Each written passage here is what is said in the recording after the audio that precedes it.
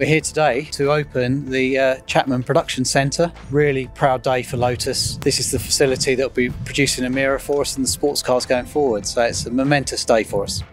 To be there together with my sister Jane, who was at the opening of the original factory in 1966. To remember both my father and mother Hazel, who passed away last December, that did make it very poignant. And now Lotus is going through another extraordinary change into becoming a global automotive manufacturer. Without further ado, let's officially open the Chapman Production Centre.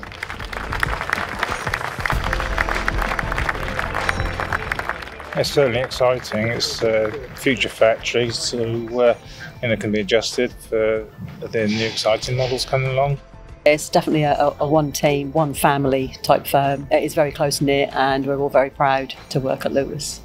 To go inside and to see what has been created, the level of technology and productivity that is evident just from looking at it from the viewing balcony is really exciting.